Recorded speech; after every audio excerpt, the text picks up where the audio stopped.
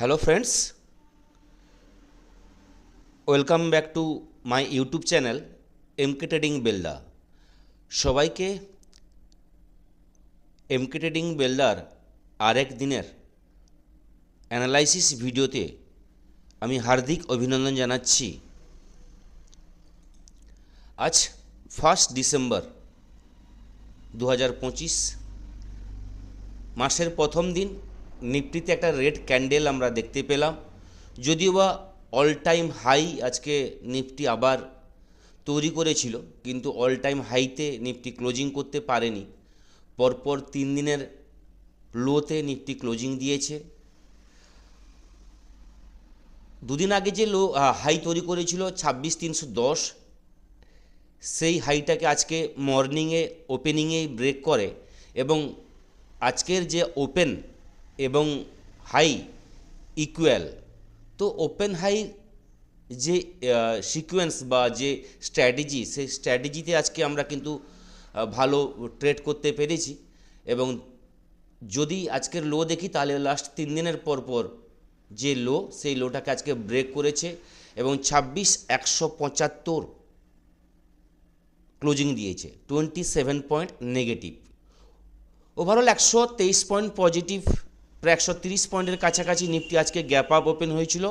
কারণ জিডিপির যে ডেটা আমাদের কাছে এসেছে ফ্রাইডে পজিটিভ ছিল, 8.2% জিডিপি গ্রোথ। তো খুব ভালো নিউজ।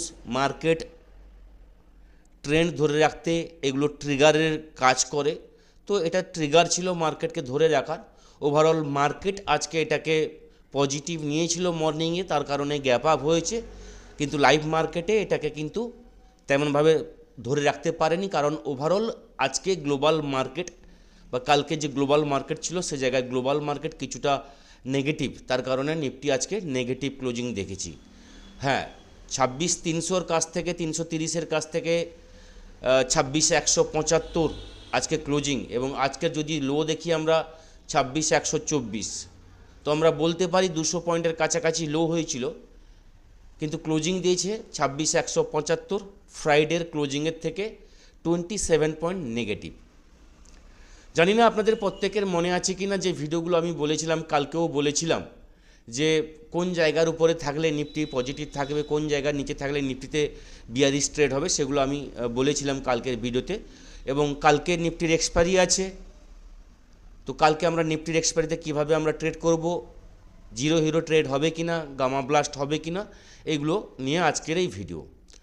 তো যাওয়ার আগে আপনাদের প্রত্যেককে দেখিয়ে রাখবো ডিসক্লেমার অবশ্যই ভালো করে পড়ে নেবেন, কারণ এমকে ট্রেডিং বা আমি যা ভিডিও এখানে আপনাদের উপস্থাপনা করছি বা যা ইনফরমেশন দিচ্ছি, টোটালটা কিন্তু এডুকেশন এবং লার্নিং পারপাসের জন্য। যদি আমরা নিফটির অ্যানালাইসিসে যাই, তো আমি বলেছি 26,50 এই লেভেল যতক্ষণ না নিফটি ব্রেক করে কোনো রেড ক্যান্ডেলে ক্লোজিং দিচ্ছে, নিফটিতে কিন্তু বড় ফল আসবে না বা বিয়ারিশ মুডে কিন্তু আমরা আসবো না। 26,050 জোন পর্যন্ত নিফটিতে ডিপ অন বাই থাকবে। তো সে জায়গায় আজকে নিফটিতে আমি বলেও ছিলাম যে মর্নিং থেকে বাই অন ডিপের ভিউ, মার্কেট পজিটিভ সেন্টিমেন্টে কাজ করছিল, ডিপ অন বাইয়ের কথা আমি বলেছিলাম। মর্নিং থেকেই কিন্তু আজকে একটা সেলিং প্রেশার আমরা দেখতে পেয়েছি হায়ার জোন থেকে 26। এবং ফার্স্ট হাফ ভালোভাবে যদি আমরা ছোট টাইম ফ্রেমে দেখি, 15 মিনিট টাইম ফ্রেমে দেখে নিই, তাহলে একটু ক্লিয়ার করতে সুবিধা হবে। 10:30 11টা পর্যন্ত, বলতে গেলে প্রায় 12টা পর্যন্ত নিফটি কন্টিনিউ আজকে ডাউনে মুভমেন্ট করেছে মর্নিং থেকে।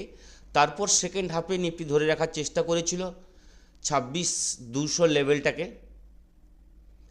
এবং 26,160-70 থেকে 26,200 যে লেভেলটা, ওই জোনটা কিন্তু নিফটি বারবার কিন্তু ধরে রাখার চেষ্টা করেছে। এবং 26,140 যে ফার্স্ট টাইম আজকে লো হয়েছিল, সেই লোটাকেও আজকে ব্রেক করে গেছিলো লাস্টে 3টের আগে, কিন্তু 3টের পর সেই জায়গাটাকে আবার ধরে রেখে 26,175-এ ক্লোজিং দিয়েছে। আজকের যদি আমরা মুভমেন্ট দেখি, তাহলে বলবো আজকের মুভমেন্টে সেলিং প্রেশার আমরা দেখতে পেয়েছি। এবার কালকে নিফটির এক্সপায়ারি আছে। নিফটির এক্সপায়ারিতে আমাদের ট্রেডিং স্ট্র্যাটেজি এভাবেই হবে নিফটি 26,200-র উপরে যদি কালকে পুনরায় আমরা দেখতে পাই, তাহলে সেখান থেকে নিফটিতে আমরা পজিটিভ ট্রেড নেব। টার্গেট থাকবে 26,250, 26,280 এবং 26,330 আজকের যে হাই। 26,330-এর উপরে থাকলে 26,500 লেভেল আমি বলে রেখেছি। তো কালকে আমাদের ট্রেড হবে 26,200-র উপরে নিফটি ট্রেড করলে পরপর আপসাইডে যে র্যালিগুলো বা লেভেলগুলো আমি আপনাদের বললাম। ডাউনের ট্রেড নিতে গেলে 26,140 এর নিচে যদি নিফটি রেড ক্যান্ডেলে ক্লোজিং দেয়, তাহলে সেখান থেকে কিন্তু ডাউনফল আমরা দেখতে পাবো, যেখানে ফার্স্ট টার্গেট থাকবে 26,100। 26,100 ব্রেক করে গেলে 26,050 এবং 26,000 এই জোন কিন্তু দেখতে পাবো। যতক্ষণ না 26,100 ব্রেক করছে 26,000 লেভেলের জন্য আমরা ভাববো না।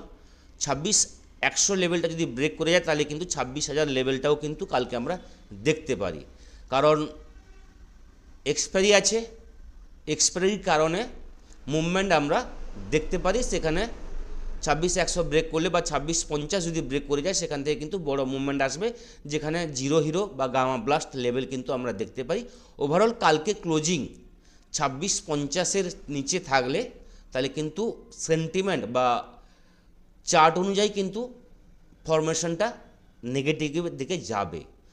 যতক্ষণ 26,50 ইন্টার থাকছে, তো বুলিশ ট্রেন্ডেই মার্কেট আছে এবং থাকবে। পজিটিভ কোন কোন জায়গায় বাই করতে হবে আপনাদের বললাম।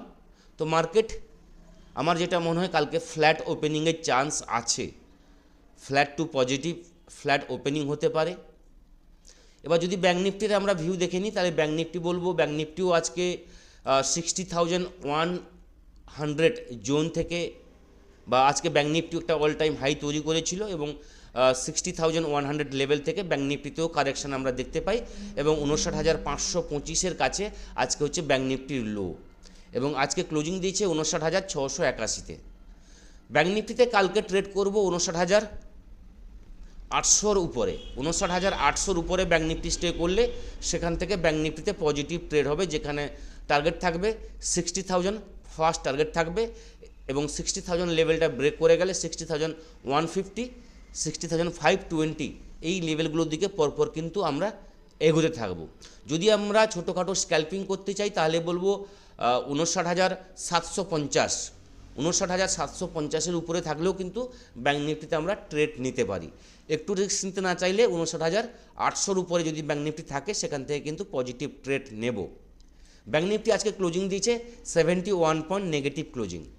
এবার ডাউনের জন্য যদি আমরা ট্রেড নিতে চাই, তাহলে বলবো 59,500 বা আজকের লো, এটাকে যদি ব্রেক করে যায়, কারণ এই লোটা হচ্ছে পরপর বলতে গেলে 27 নভেম্বর, 28 নভেম্বর আজকের লো।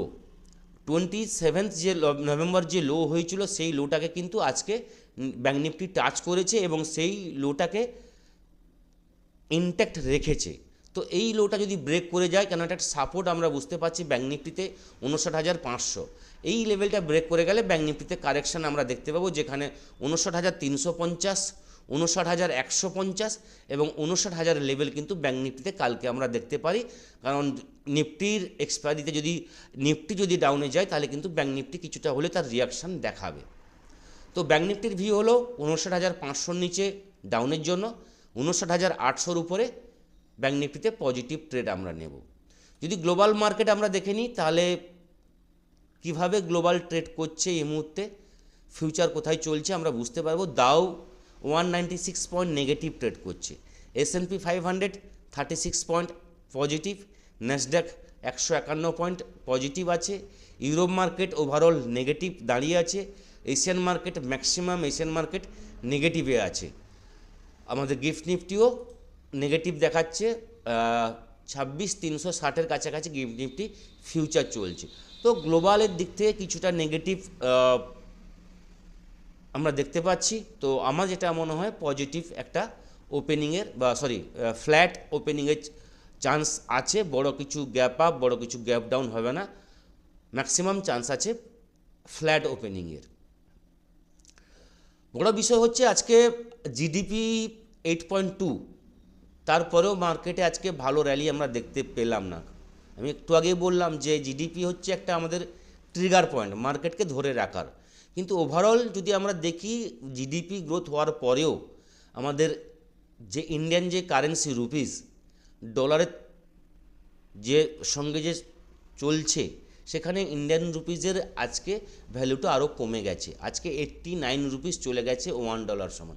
তো এটা একটা খারাপ নিউজ, ডলারের তুলনায় ইন্ডিয়া রুপিস পরপর কিন্তু আরও কমে যাচ্ছে। তো এই জিনিসগুলো মার্কেটে প্রভাব পড়ছে, মার্কেট এটাকে কিন্তু উচিত গভর্নমেন্টের এই দিকটাকে নজর রাখা, ঠিক আছে।